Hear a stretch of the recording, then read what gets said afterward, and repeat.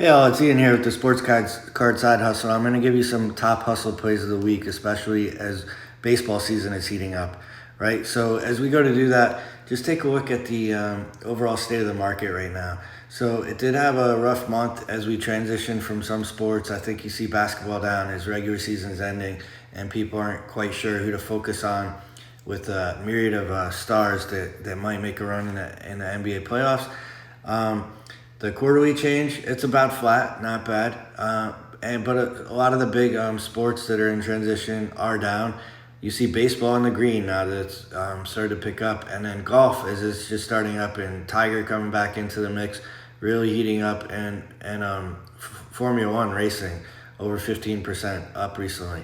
So that's kind of the state. I would focus on some baseball right now. I have focused on Formula One as well. I've told you that. And then what I would say is if we go look at the indexes and focus on some player indexes, let's look at some elite players that are still undervalued in my opinion. I'm going to go with Juan Soto to start. I will say of all the ones I'm going to cover today, he might be, he and Ohtanti, another, might not be that undervalued, but Juan Soto I still don't think has got the attention he deserves. So if you go to his 24-hour volume, he's got about $1,700 in sales in the last 2,400. But if you look at that 2-year chart, you know, everybody knows there was a big correction around here, right? That was a big correction in the market. He did take about a 15-20% dip, but he wasn't really overvalued the way that a lot of players were, or a lot of the base cards were with the overproduction up to that point. He hadn't been hyped as much as some of the big stars, and he had been injured up to that point. So he was staying flat while a lot of players were still making some increases and cards were. And so he didn't have as much correction, but he also wasn't as overvalued. So just some quick facts here. If you go look at his OPS, his on-base slugging percentage, they're all very comparable and maybe even ahead of Mike Trout at this age. And he started so young, he's having that Hall of Fame career. So if you go look at some of the cards that I would focus on, I would get down into his Topps Chrome, his updates, and go look at some lower print numbers like the refractors.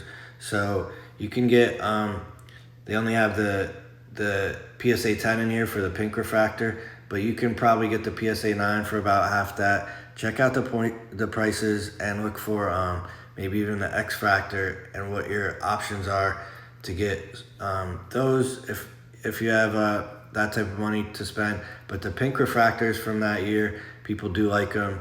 The pop count is much lower than the base, so you don't have quite the risk. So when you look at this card, it did come down quite a bit. If you look, it was up in the mid 2000s at that peak, and it did crash with the market as it corrected last summer, and now it's been just steadily people more interested in Soto, and it probably does deserve to be more closer to those all-time highs, right? So the other two that I would then consider after them, I'm going to hit a couple of pairs of teammates here. I would consider Ohtanti, but Ohtanti has got so much hype, and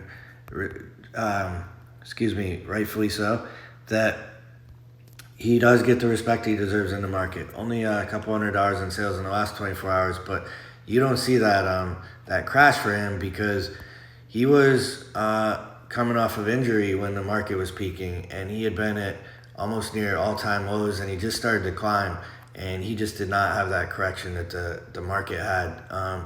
He has held steady from about late last season, really, September, to when he was peaking with his performance and end of year, and he was coming to MVP. So I still consider him a buy because he's got Mike Trout, and now he's got some pitching. And so these are, I'm saying, elite players. Elite, remember the rule of exponential, where they're always going to outperform just your typical all-star exponentially. I do go for the Bowman Chromes and then the Topps Chromes, and look for those refractors and lower print numbers.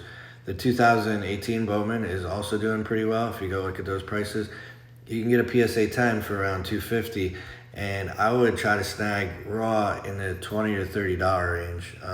Let's see if we have. They don't have raw prices, but they do have nines.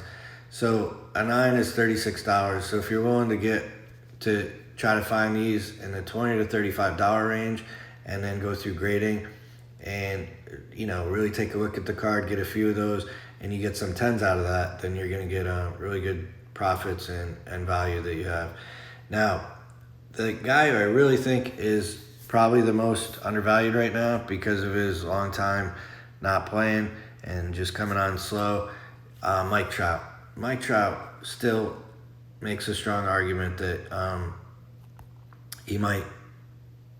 he could still end up best of all time, right? So if you look at his index, he peaked. He did not have a big correction like the market. He did peak early last spring, beginning of season, and then he started to perform well and he got hurt early, right? And then you do see him come down with the market, but it's not as drastic. It's kind of gradual. He does go from, there's a 15 to 20% drop there, and then he's just now coming back and people are getting into his cards. But he's got that classic 2019 update, 2011 tops update. That's his always going to be one of the iconic cards in the sport, but it has been overvalued and had high print numbers at first. This card probably belongs up in the 3,000s. You can still find these raw, you can get them graded, and just watch the centering go close, because if you get a raw for in the 500-600s and you look at it closely, you should be able to get a raw for under 700, turn that around to a 9 or 10. You could, if the centering's good and you don't see any issues, you should be able to count on a 9. All right, so pair of teammates there with Ohtanti and Trout. After that, take a look at what Alonso and Lindor are doing in New York. Now, I got to admit bias here. I'm a Mets fan. I try not to focus on the Mets to let my bias sneak into my opinions here. But Lindor and Alonso, very cheap values. You can go look at, Lindor did have a peak on some cards where he really got hyped because he was going to New York, and look at that. It's like the index they used was up near 43,000, and then it came all the way down to about a quarter of that. So he's recovered only about 25% of that. His prices probably belong up to around double where they are if he keeps his performance up. He was not good last year. The pressure of New York seemed to get to him. He already had 2 home runs yesterday, and now they've got more other good hitters around him, protecting him with more than just Alonso, and guys who were struggling last year seem to be hitting for the Mets. So he looks to break out in New York, a big market. Look at some of his inserts. His Diamond Kings going raw for under $50 typically. Some of those lower print numbers, and back to 2011, I think you can get his auto serialized and low print auto numbers are already graded high grades for under $300. I do expect if you go and look, this was once selling for near 500, and there's low print numbers. So I would take a chance on Lindor and the value that he is, as he's still young, still in a big market, and he started off hot, and the Mets seem to be winning, which will be a big deal for them. Pete Alonso, by the way, one of the fastest players ever to 100 home runs and 200 home runs. So I would take a look at his market as undervalued. When you go look at the index, just like the rest, he did have some correction here, right? April to May, he started off seeming okay. Then he seemed like he was having a subpar season, and that coincided also with that market crash. When he heated up and Mets started to recover a little bit, and he ended up with a big season last year, his prices were pretty good, but when in that off season, people just kind of forgot about him, and he started selling quite cheap again. He's leading the majors in RBIs after the first week. He had a 2 home run game already. He's been drilled in the head by the Nationals once, so they obviously, trying to pitch him inside and keep him at bay.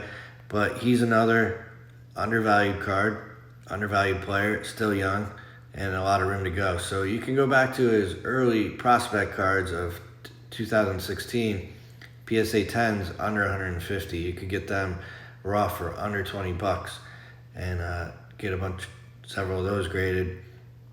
And you can look at his inserts like on the horizon. They don't have enough data on these graded, but when they're selling for near in this price range, they have gone over $100. I would say that if you were to get a PSA 10 from this, you're gonna have a $400 to $500 card. PSA 9 should be in the $200 to $300 range, but keep an eye on Alonso, is up and coming. As far as the card market, he really has been overlooked in recent years, and so those are all the guys who I think are proven stars, have a proven history, that either have had injuries or the card market has overlooked them, or they haven't been at their peak, where they have room to rebound quite a bit. And then I'll throw one more guy in here that isn't a rookie necessarily, but he's so young that he hasn't had a lot of at bats in time to prove himself. And here's another guy that I would be after this year. Sorry, is Roberts. I messed up in the index, but I will show you.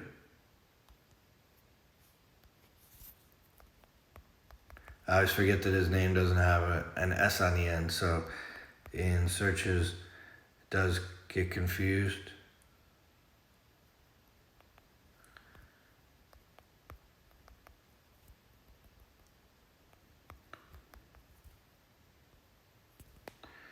So that's pretty good volume, actually. When you see, when you go back to that, in the last 24 hours, over $1,300 in sales, that's more than a couple of the big stars that we already looked at. So you will see that he was hyped all the way back at the end of 2020 when he was finishing off hot and he was coming in young. In the off season or whatever, this kind of shows you the cyclical nature of our sports cards and to buy in the off season. But people kind of forgot about him for whatever reason. Then he did come back again hot, and people were putting a lot of money into him. And then he crashed with the rest of the market. He has gradually had some climb, but he has been solid, and he's still really young. Still doesn't have a lot of time that he's proven himself, but he's on a club that could be up and coming, that could be winning this year. And I would take a look at Lewis Roberts cards lastly. And then if you go look back, he does have the prospect cards back to 2018. You can get PSA 9s for cheap, under $100 still. You can get those raw. I've picked some up in the $20 to $25 range that I'm holding or going to send into grading soon. But just check those out. And definitely go take a look at his lower prints and some of those either subsets or auto rookies that you can find. So that's all I have for you on as far as top hustle plays of the week. But I think baseball is heating up, and there's a lot of interesting stars that are back, rookies up and coming, young players. So thanks for listening, and we'll check in with you again soon. All right, take care.